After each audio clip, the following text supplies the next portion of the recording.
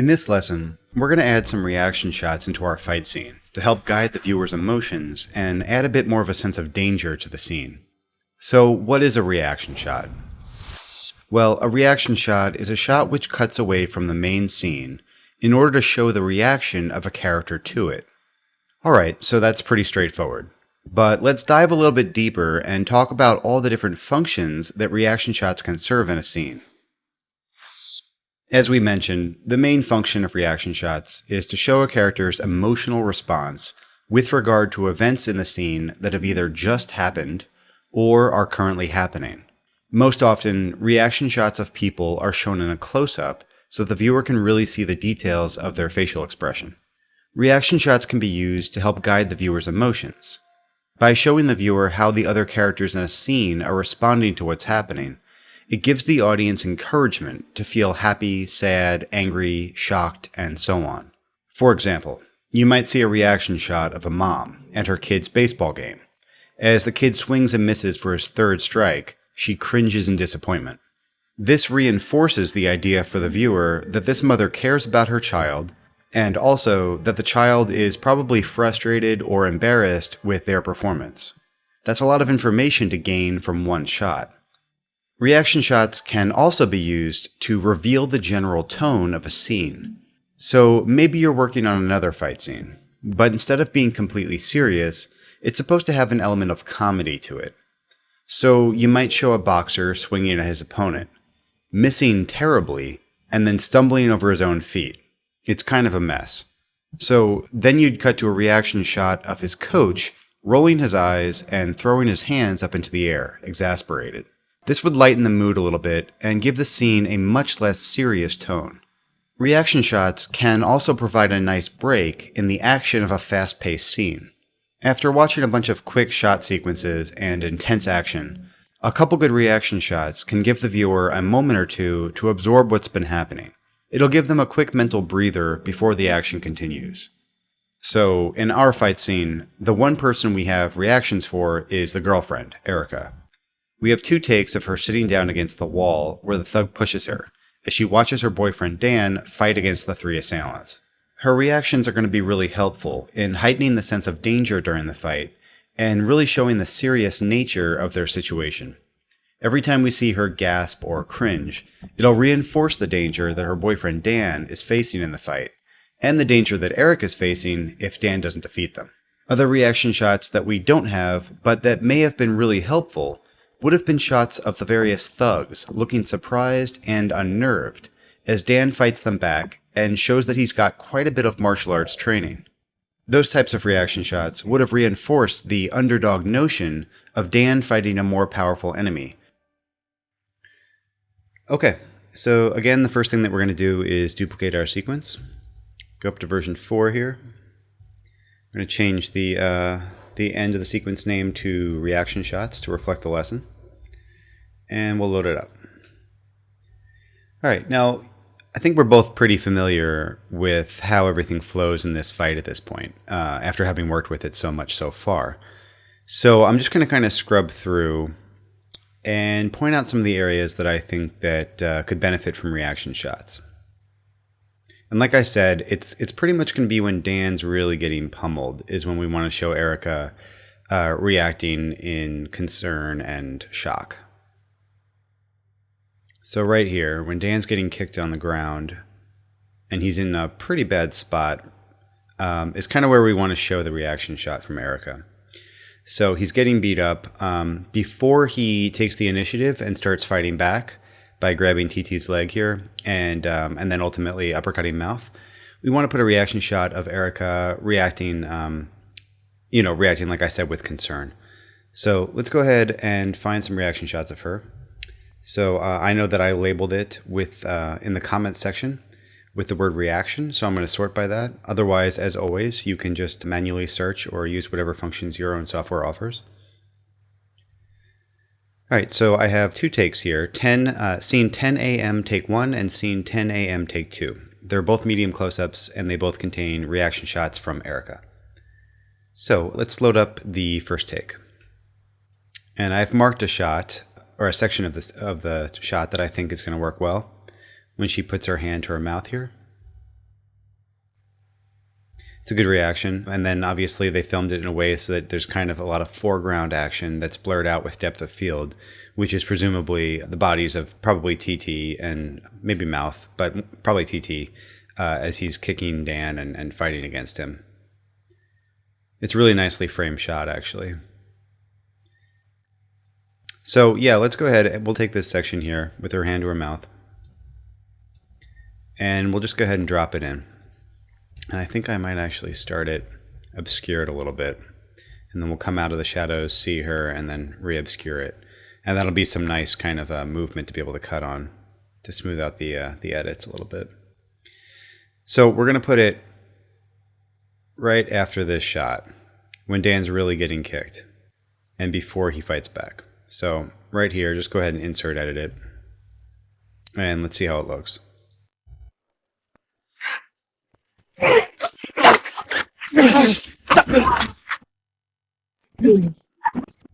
So actually, I think it could go probably a little bit longer.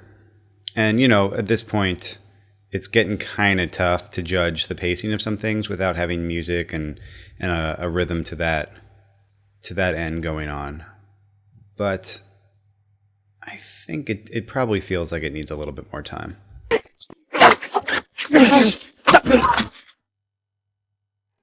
Just going to roll it to the right a little bit.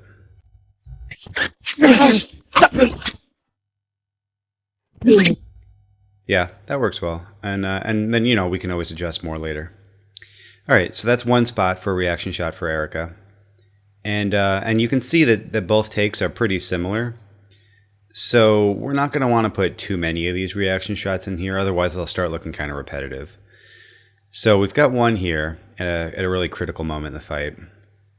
And I think the next most critical moment is going to be at the end of the fight. Right before Dan finishes off TT, Dan is hit over the head with a bottle. And you think he might be kind of down for the count. Right here. So as he's falling to the ground here, keep in mind this is an overcranked shot. I forget the exact frame rate. I think it may be around 40 frames per second. Yeah, it's 40 frames per second. So it's a little bit slow motion. And then ultimately we're going to end up back in a regular 2398 shot, which is, you know, going to feel like regular motion. So it would be nice to have some sort of bridge in between the slow motion and the fast motion, or normal motion, I should say. And it would be great if that bridge could be Erica reacting to this really brutal hit that Dan just took. So let's find one more reaction shot from Erica. And I found one that I liked in 10 a.m. take 2. And it's right around here. She kind of exasperatedly falls back against the wall and exhales, which is really kind of a sign of shock and defeat, I think. So I think that'll play really well here. So I'm going to actually kind of trim the back end of this shot of Dan's head leaving the frame. I don't think we need quite as much tail on that, because he's kind of out of the frame for a little bit here. So I'm going to get rid of that right as he's starting to leave the frame. And then we'll drop in Erica's reaction. So we'll be cutting on movement here. Movement out of this shot and movement into this shot. And again, we can fine tune how long we hold on her later on. I'm not gonna go so far as to let her put her hand over her mouth, because that's what she did in the previous shot, and that would just again start to seem pretty similar and repetitive. So we'll cut out of it right before her hand moves up to her mouth. And then we'll just close up this hole. And let's see how it looks.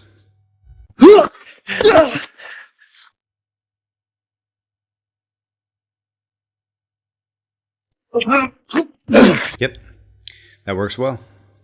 So I'll just go ahead and play the fight just one time all the way through with our new reaction shots added. So just to clarify, that was 2 new shots, both of Erica reacting.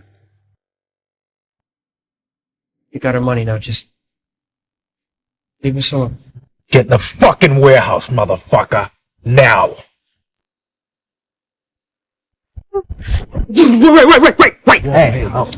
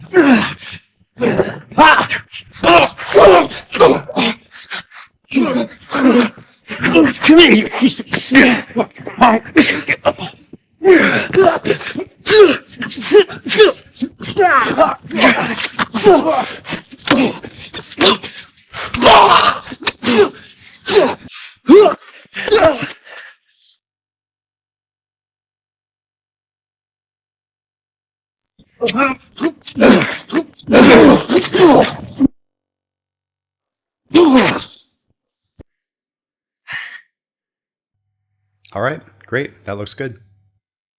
So we can see that by adding a couple reaction shots to our scene, we've accomplished two things. First, we've reinforced the sense of danger and helped to guide the viewer's emotions.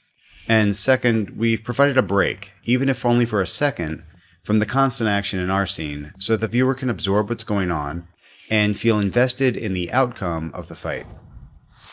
Alright, so for your homework, you'll want to sit down and add these couple reaction shots to your cut as well. Remember, our scenes probably don't look exactly the same, since we both edited them slightly differently and we chose different shots. That's okay. The important thing is that you see the goal that we're trying to accomplish in each of these lessons, and you apply these same techniques to your own version of the fight scene. As always, you can use the cheat sheet if you get stuck, which you'll find in the Lesson Resources folder for this particular lesson. In the next lesson, adding scope with wide shots, we're going to go back through our cut and break up some of the close quarters action by adding some wide and very wide shots. Alright, I'll see you in a bit.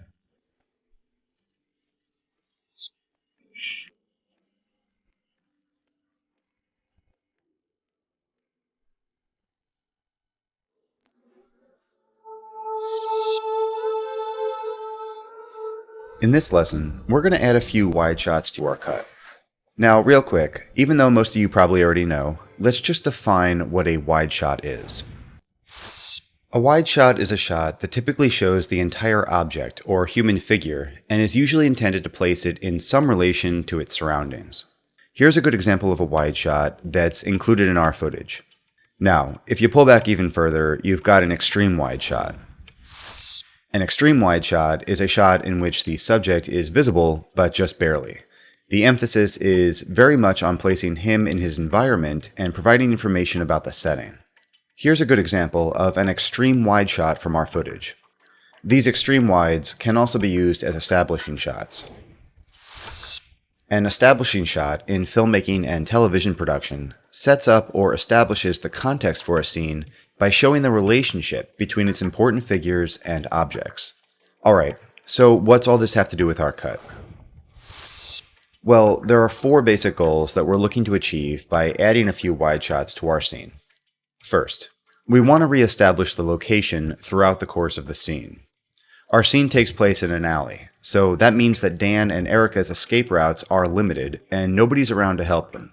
They're pretty much trapped. Knowing this information about their location increases the danger of the scene and ups the stakes a little bit more. Now, of course, since this is just one scene out of a whole film, we can expect that the information about their location in this alley was already conveyed earlier in the movie, when they actually arrived in it. But it's important that we reinforce the importance of this location by re-establishing the scene a couple times, and showing a wide or extreme wide of the setting.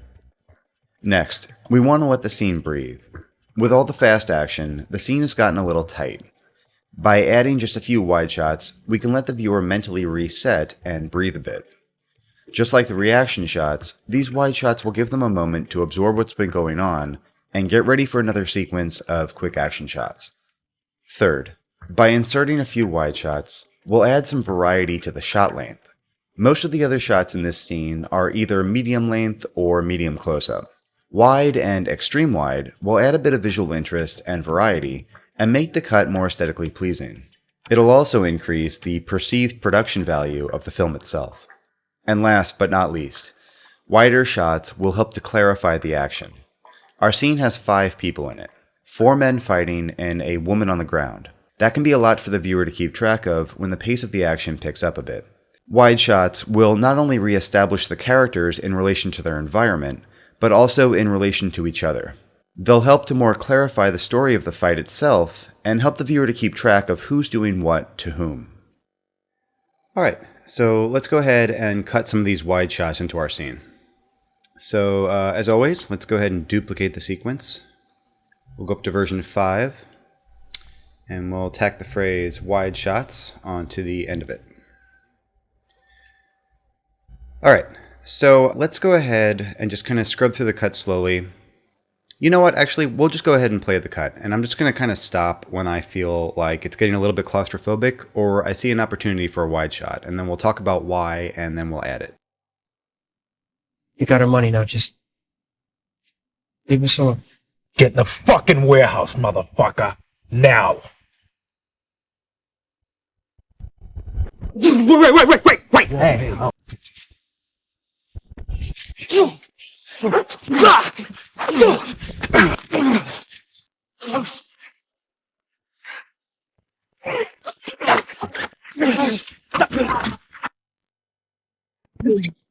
Okay, so here's the first opportunity for, I believe, adding a good wide shot that's going to help us out.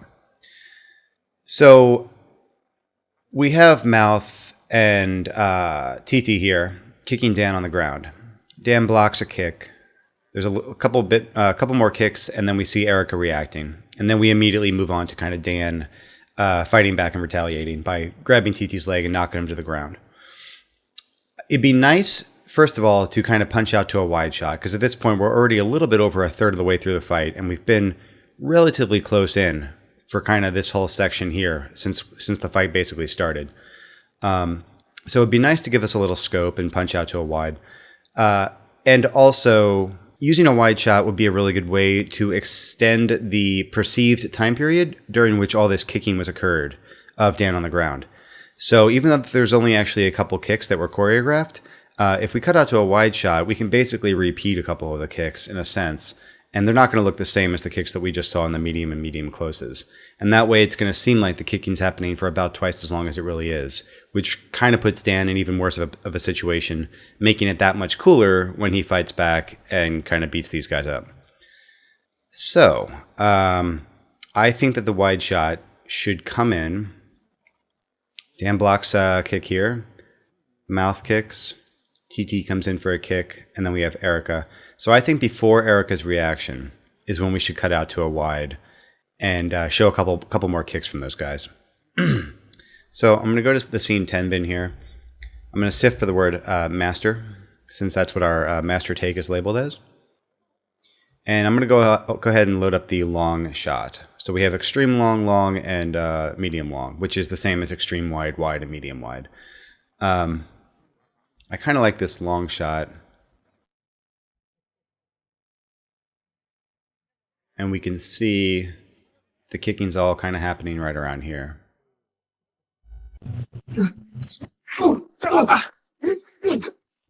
And then that's where Dan fights him back.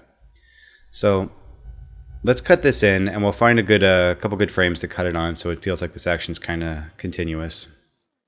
So TT's coming in for a kick, so maybe we can find a nice spot where TT comes in for a kick here as well. Yeah, there he is. TT. All right, and then Dan fights back. So it'll be about a second and 16 frames of additional fighting on the ground. So I'm going to go ahead and edit that. Get rid of this little piece here that we don't need.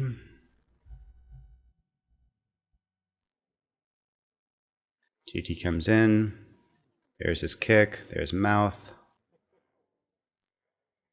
All right, and there's Dan kind of grabbing for the leg. So maybe we'll cut out a little bit before that. And then we have Erica. All right, let's see how that looks.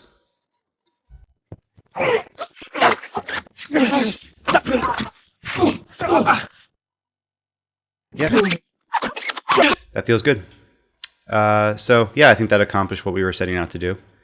And it's definitely nice to kind of see the whole situation here, like we talked about earlier, and really kind of get the positioning of everybody again, and really see, for the first time, really, that Erica's been thrown to the side and she's kind of watching this happen. And then obviously that's further solidified by cutting to her reaction shot in a close-up right here. All right, so one more thing that I saw that isn't necessarily a wide shot, but it is kind of an issue with claustrophobia of shots, is that as Dan grabs TT's leg here, it's a little bit hard to see what's happening.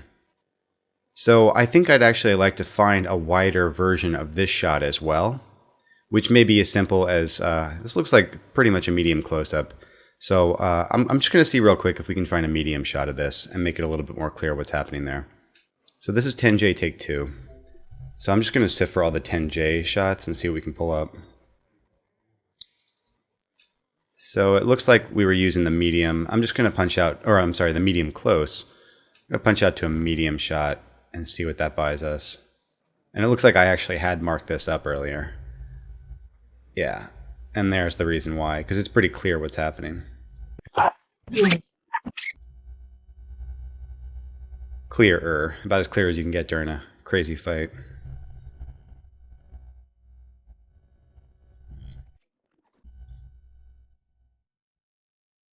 So I'm going to cut that in right here.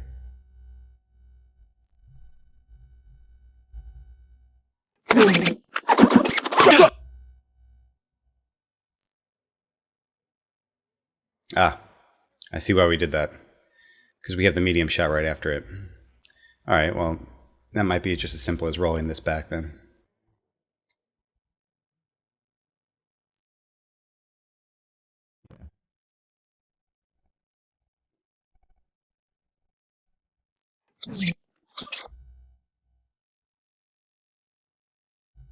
I think this will solve our problem.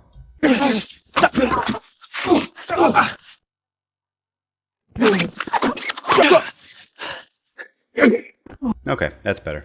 All right, let's keep going. So again, we're going to be looking for more places to add wide shots. Get up, you fucking piece of shit!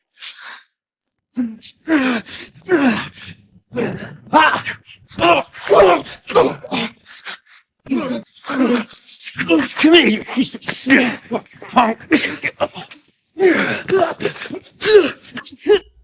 Okay, so again, let's see. We put our other wide shot in. Maybe here.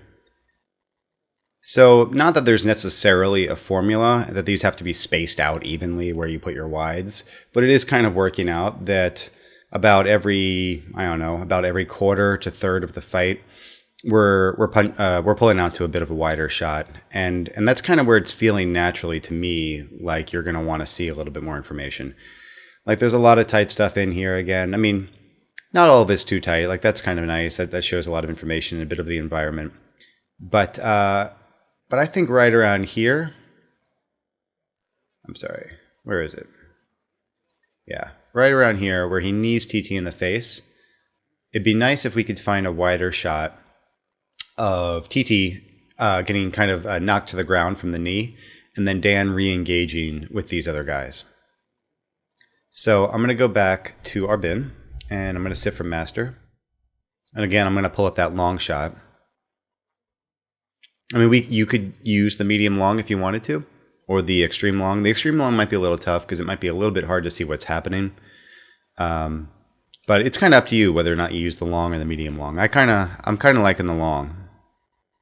I think the trick is going to be that we want to cut into this shot of TT getting knocked down after the knee has already impacted his face, because it's a pretty clear miss if you take it straight on during the actual supposed impact. So we want to take it a little bit later. So we'll take it right about there.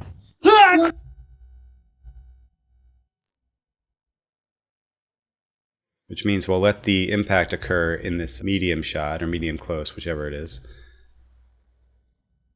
And then we'll cut out right about here to show TT falling back in the wide.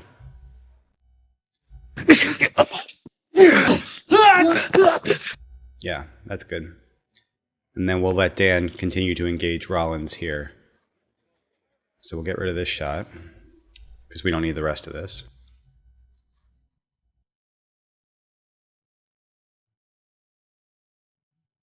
I'm going to match back to this this long shot here and see. All right, so Dan, if you can see here, this hand on Dan, from Dan, it actually reaches out to grab Rollins' wrist. And that'll connect nicely with this right here. So let's give this, I'm going to trim this out a little bit. So we give Dan's hand a chance to move in the proper to the proper closeness to Rollins in this wide shot before we cut to it actually grabbing.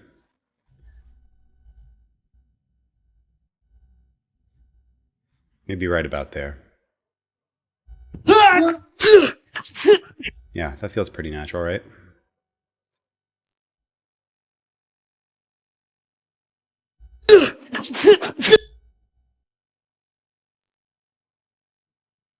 I'm actually going to trim this up a little bit too.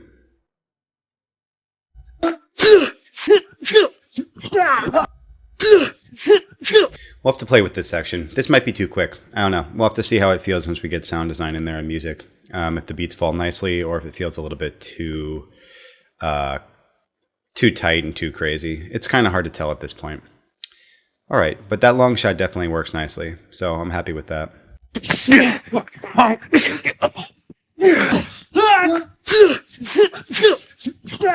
Yeah, it opens up our scene well. All right, let's keep looking.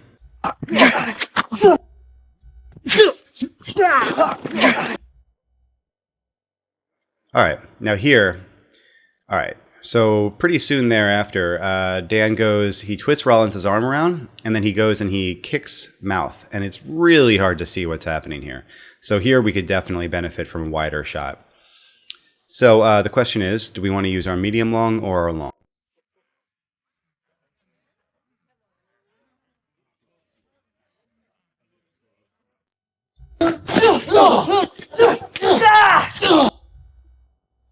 I say we use the medium long here, because that looks pretty good. So we'll show the kick to Mouth in this medium long. So he twists Rollins' arm around, starts his kick to Mouth. Maybe we'll cut in right about there.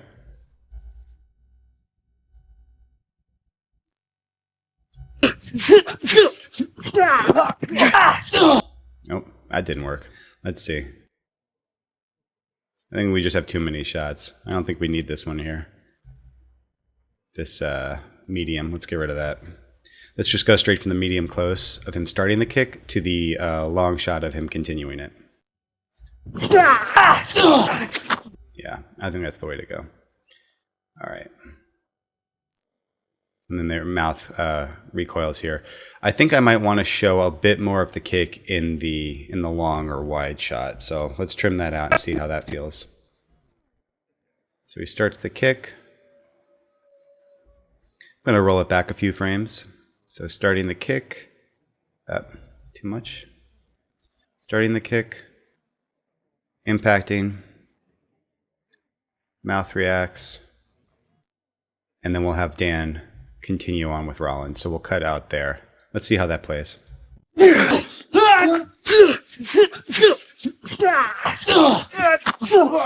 Nice. That's pretty smooth, right?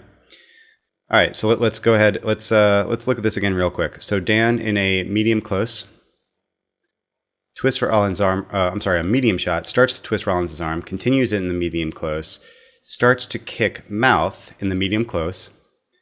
We continue the kick in this medium long. The impact occurs. Mouth starts doubling over. Dan begins to push Rollins away, which allows us to then cut to the motion back in the medium close, where he finishes the push and then re-engages Mouth. And then from there, we continue with our fight.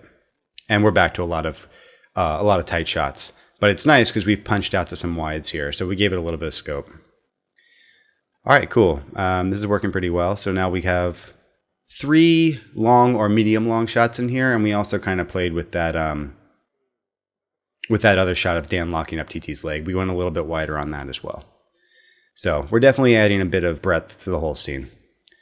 All right, now let's keep playing. I have basically an idea where I want to add one more wide shot, and it's at the very end when that roundhouse kick occurs. So let's check that out.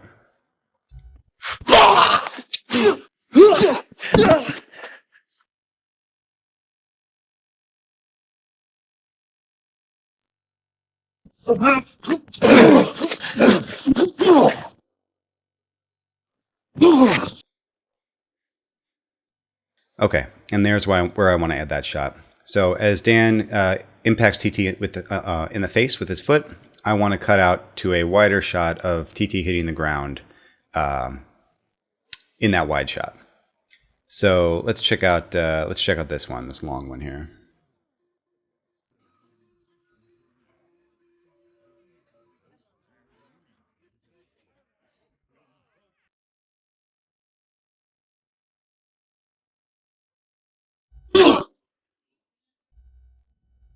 Possibly. That's a nice one. I'm going to mark it. And we'll check out the medium low.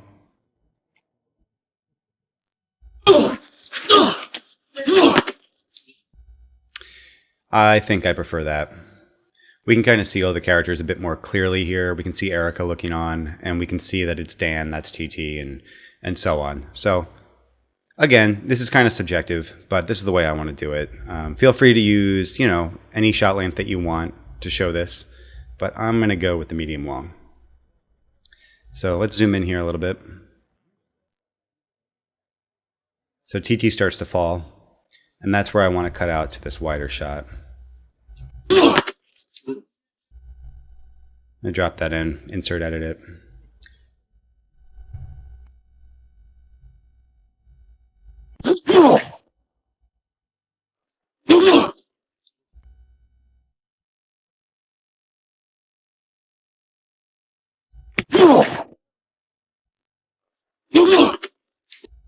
Feels a little bit too fast.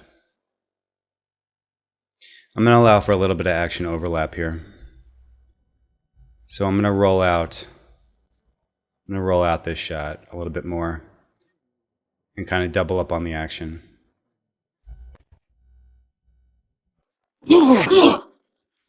That's too much. So I'll roll this one back. I'm going to roll back the medium long.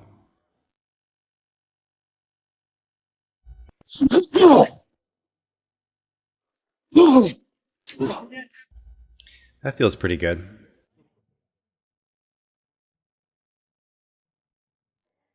Then we have Dan turning back to the camera and kind of fade out. All right, let's roll into that a little bit, see how it looks.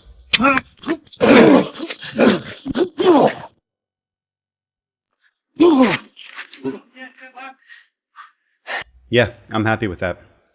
Great, so that looks good. So I'm just going to play the whole scene one time through real quick, and we can just kind of see how it feels now with all of our wider shots that we've added. You got our money now, just leave us alone. Get in the fucking warehouse, motherfucker. Now.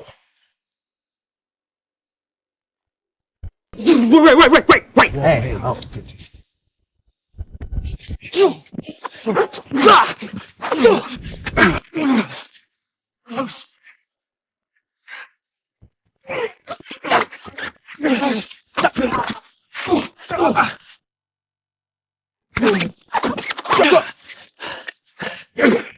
Get up, you fucking piece of shit.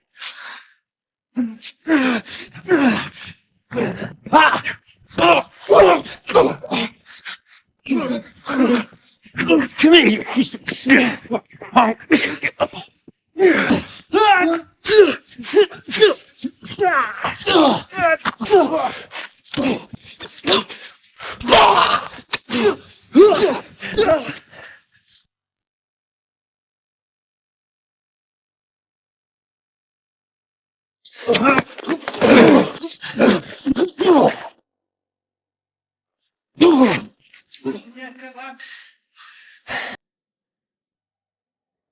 Great. Yeah, I'm really happy with how that's looking.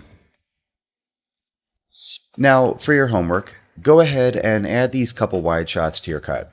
If you see any other opportunities to go wide that you think might work, definitely play around with it and see how it works.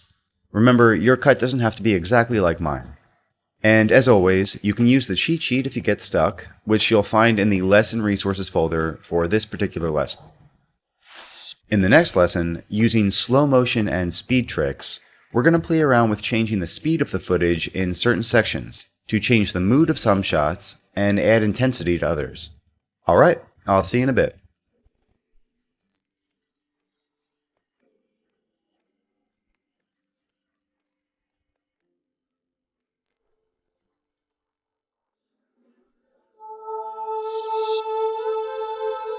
Earlier in the course, we briefly touched on the use of speed effects when editing action and specifically fight scenes. In this lesson, we're going to dive into the topic a little bit more, and we're going to show how to apply some of these techniques to our cut. So I'm going to go through the same 4 uses of speed effects that we discussed earlier in the picture editing tips lesson. After each use, though, we're going to take a look at the cut and we're going to see where we can apply it to the scene. So the first use of speed effects that we'll be looking at is using them to enhance the drama of the scene. In our case, that might mean applying a bit of slow motion to Erica's reaction shots. All right, so let's go ahead and we'll duplicate our cut. And we're going to go up to version 6. And we'll call it slow motion. Okay, so to enhance the drama, like we were talking about, I think what we should do is simply, when we get to Erica's reaction shots, it might be nice to give it a little bit more of a slow motion effect. So instead of playing at the same 2398 frames a second, we'll slow it down to something maybe like 80% of that, maybe 75.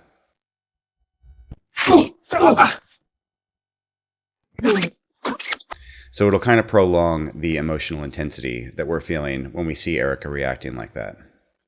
So obviously the technique that you're going to use in your own software, again, is different from what I'm using here in Avid. But in Avid, I'm just going to drag a time warp effect onto this, and then I'll just manually change the speed of this clip. So I'm going to change it down to, I'm going to make it 80% speed.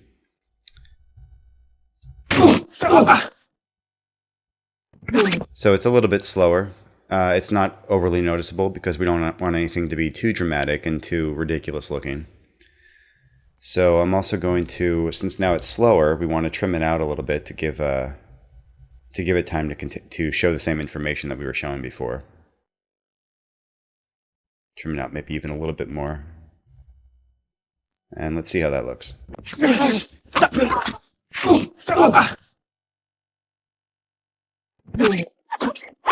Cool, that looks good. And then I'm also just going to do the same thing to the reaction shot from Erica at the end of the fight.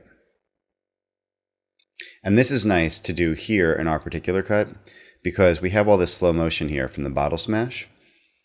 So it's kind of a natural transition to go into more slow motion from Erica here reacting. So again, I'm probably going to give it maybe about 80%, because past that, it's really going to start to degrade and look a little bit choppy.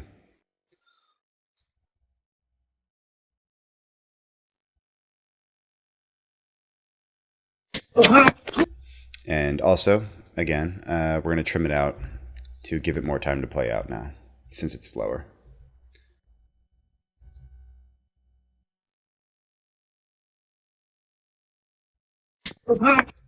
And we'll make sure that we cut out before she brings her hand back to her mouth, just like we did originally.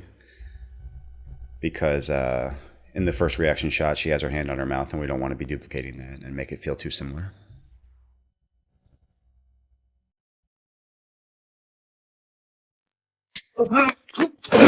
Great. Next, we can also use speed effects to help the attacks appear more powerful. So maybe we'll be able to accelerate an incoming punch or kick right near the point of impact to give it a little bit more force. Let's actually take a look at that bottle smash near the end of the fight, and we'll see if there's anything we can do to juice that up a little bit. So that's right back here. Where'd it go? Right here. TT comes in. Now we're already in slow motion here. It's 40 frames per second. So let's watch and see what we have right now, and then we'll see if there's anything we can do to make it a little bit cooler.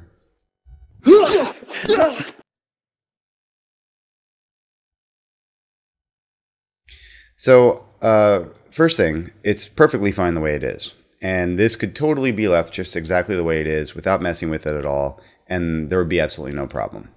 What I'm going to show you here is totally personal taste, and you may want to add it, you may not want to add it.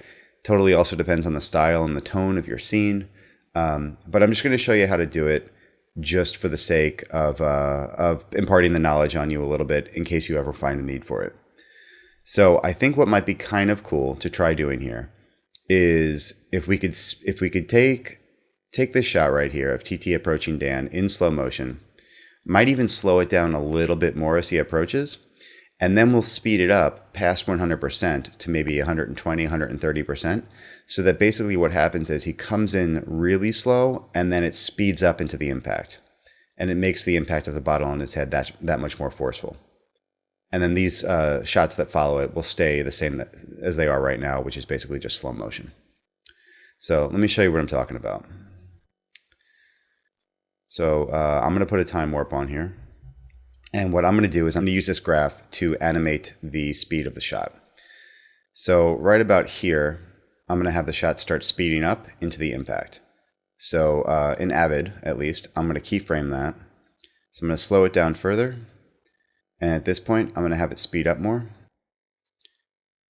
So we'll jack it up. So you can see that the speed is going to go basically from 50% to 100% to 126%. And this is all just rough numbers, just based on how it looks. There's nothing exact about this right now. So let's check it out.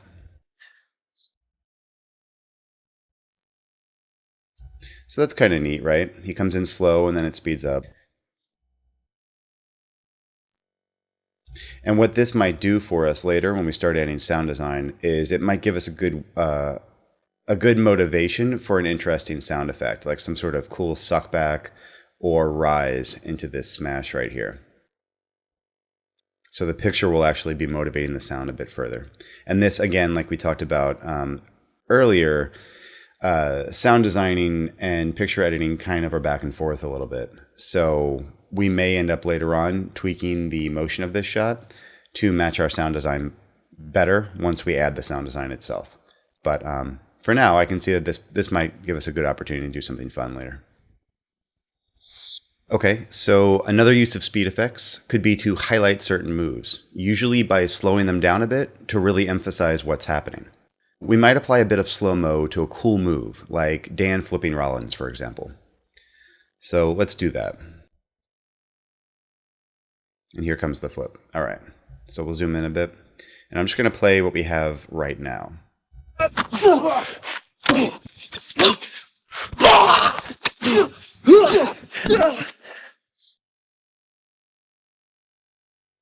Okay, so again, it's perfectly fine the way it is, but I'm just going to show you this technique just for the heck of it. What I'm thinking might be kind of cool to do here. First of all, I'm going to put this back in sync because for some reason it was 24 frames off, the sound. Okay, so what might be kind of cool is that halfway through the flip here, we can actually go from this normal speed to slow-mo. And then that way we can see the flip play out in a slower frame rate than it currently is. And that'll really place emphasis on this whole kind of cool move that's going on here with Dan and Rollins. Again, I'm just going to throw a time warp on here. And maybe right about here is where we want it to get really slow, halfway through the flip, when he's really upside down. So again, we're just going to keyframe it. So about right in here, I'm going to drop the speed to maybe 70%. And I'm also going to trim out the shot because we're going to need more time, of course, for it to play out. And that looks like it connects nicely with the next shot. The new end of this shot connects nicely with the beginning of the next. And all right, so let's check this out. Let's see how it looks.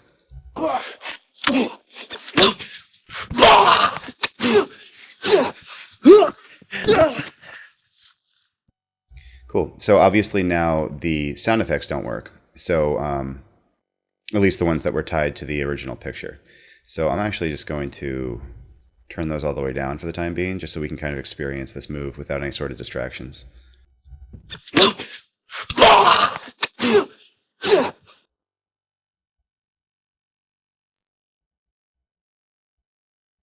So that's cool. This whole section will be really neat once we start adding sound to it. And I think I like the way that this is now emphasized, because that's probably, I'd say this and the spin kick, in my opinion, are the two coolest moves in the whole scene. All right, so finally, we can use speed effects to also create some interesting variety and contrast in the pacing of the fight. So let's take a look and see where we can possibly use them for this purpose in our cut. So I'm going to zoom back out here. And what I'm thinking that might be kind of cool is to slow down some of the shots of Dan getting kicked on the ground. I think that might be kind of nice to even further extend the time period during which we're seeing Dan get beaten. So if you remember, when we added this wide shot originally of him getting kicked on the ground right here by TTM Mouth, part of the reason why we talked about doing that was to basically double up on the kicks. So we originally had all the kicks being shown here in these medium and medium close-up shots, and then by cutting out to the to this medium, or to this long shot, we were able to see the kicking for even that much longer, and it really emphasized the fact that he was really getting beaten. So by slowing it down a little bit too, that'll even further emphasize it. And then we'll have a slow-mo shot of the kicking going into a slow-mo shot of Erica reacting, and it'll be a nice little pod of enhanced dramatic effect here. And it'll be a slight dip in the pacing of the fight before we go back to the kind of the quick moves and the fast action. So what I'm going to do is, again, simply just drag a time warp on here, slow it down to, I don't know, let's try 70 again. We'll see how that looks, and then we'll play with it if we need to. I'm going to trim it out, about maybe 12 frames.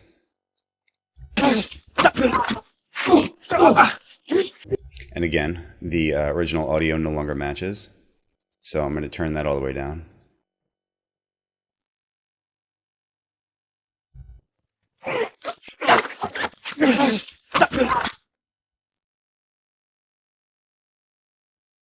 Yeah, that looks pretty cool. I might actually, I think I might actually trim it out a little bit more too. Let TT kind of finish that last kick a little bit.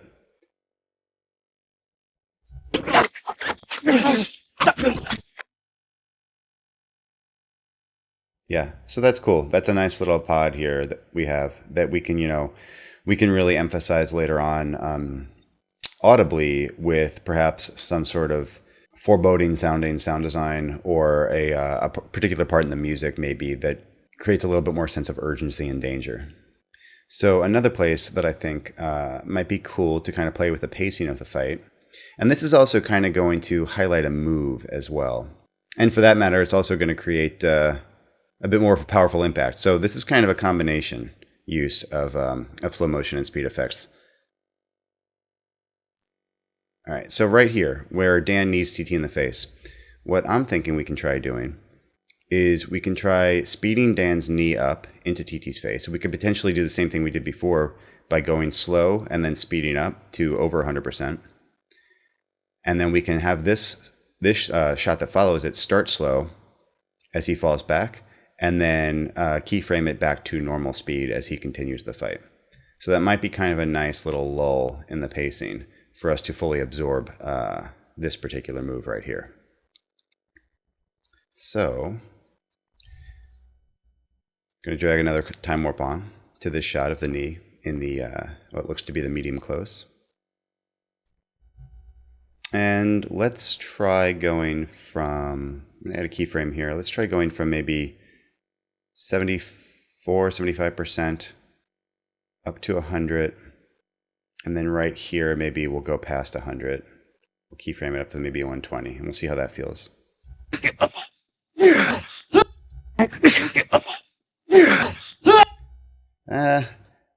That might work in some scenes. It's a little bit too stylized for my taste right now, so I'm not going to slow it down quite as much at the beginning of that shot. It feels a little bit strange. Might actually just start at normal speed and then just speed it up at the end. Now this is very subtle, what you're seeing here. It's not a huge change in how this particular shot feels, but you don't really want it to be a huge change. Unless your whole scene is going to be stylized to that extent.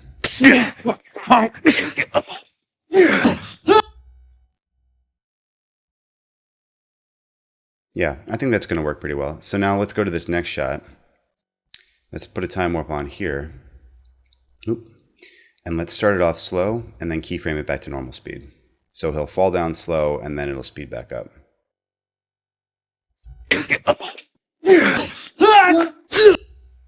Maybe a little bit less than that.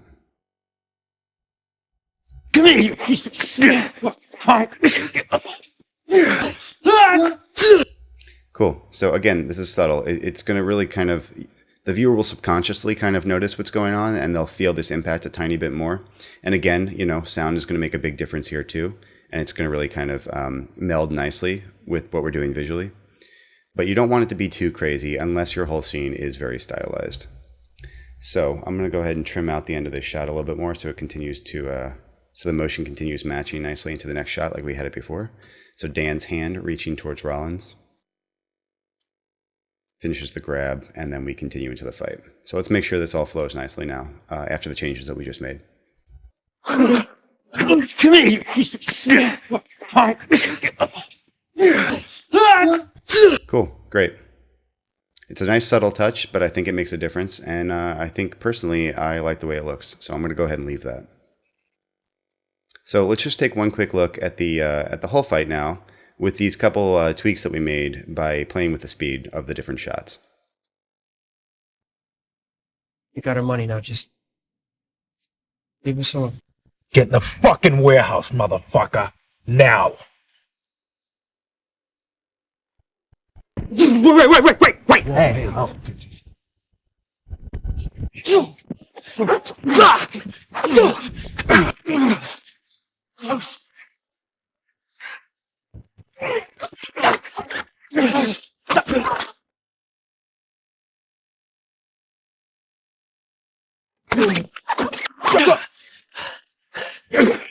Get up, you fuck!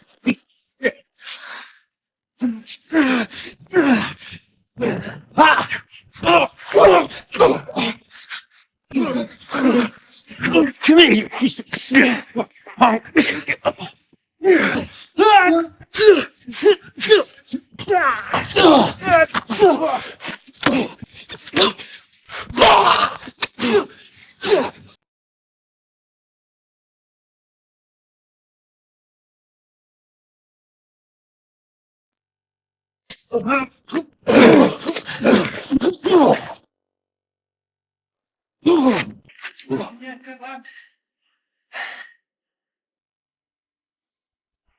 All right, so for your homework, go ahead and add speed effects to your own cut, if you want to.